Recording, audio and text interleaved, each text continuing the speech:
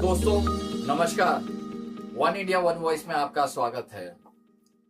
जब आप अपनी सबसे बड़ी कमजोरी को सबसे बड़ा हथियार बना लेते हैं तो दुनिया आपके सामने नतमस्तक हो जाती है। कल महाराष्ट्र की राजनीति में कुछ ऐसा ही हुआ जिसने दिल्ली की राजनीतिक गलियारों में बेचैनी बढ़ा दी। कल 20 साल बाद ठाकरे बंधु एक ही साथ एक ही मंच पर दिखाई दिए गलबैया करते हुए। यही दृश्य ने दिल्ली में बैठे राजनीतिक पंडितों की बेचैनी बढ़ा दी और उन्हें सोचने पर मजबूर कर दिया। उद्धव ठाकरे और राज ठाकरे शिवसेना के संस्थापक बाला साहेब ठाकरे के वारिस एक टाइम में एकजुट थे, लेकिन 2005 में मतभेदों के कारण दोनों अलग हो गए। उद्धव ने शिवसेना यूबीटी का नेतृत्व किया और राज ठाकरे ने मनसे की स्थापना की और इनके बीच 20 साल की राजनीतिक दूरियां बनी रही।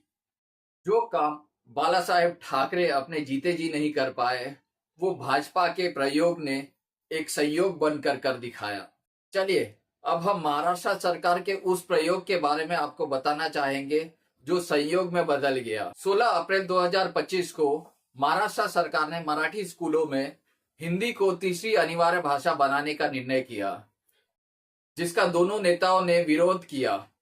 इस निर्णय को 29 जून 2025 को वापस ले लिया गया और 5 जुलाई 2025 को मुंबई के वर्ली में आवाज मराठीच्या रैली में दोनों नेता राज ठाकरे और उद्धव ठाकरे एकजुट होकर इस रैली में राज ठाकरे और उद्धव ठाकरे मिले और मराठा अस्मिता के बारे में बात। रैली में उद्धव और राज 2005 के बाद पहली बार मंच साझा किया, एक दूसरे को गले लगाया और हजारों समर्थकों ने उनका स्वागत तालियों से किया।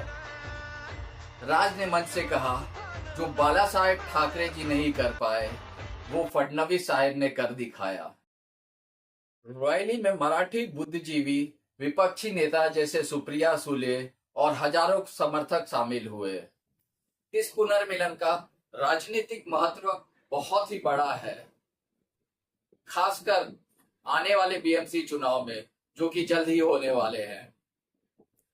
बीएमसी देश की सबसे अमीर म्युनिसिपल कॉर्पोरेशन है। अपने आप में ये एक राजनीतिक युद्ध क्षेत्र है। उद्धव ने बातों बातों में ये संकेत दिया कि वो और राज मिलकर मुंबई और महाराष्ट्र पर सत्ता हासिल करेंगे।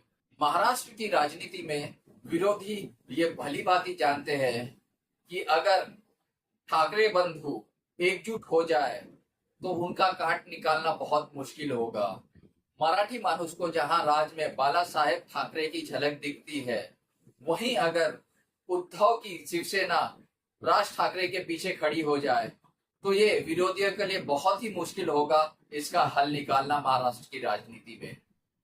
आने वाले समय में ये देखना होगा हमें कि यह एकजुटता महाराष्ट्र की राजनीति में एक नया युग लाती है या केवल कुछ समय के लिए उत्साह साबित होती है। अगर आपको हमारा यह वीडियो पसंद आया तो हमें लाइक और सब्सक्राइब जरूर कीजिएगा और अपने सुझाव कमेंट बॉक्स में जरूर दीजिएगा। अब मैं भावेश आपसे आज्ञा लेता हूँ। बहुत बहुत धन्यवाद आप लोगों का।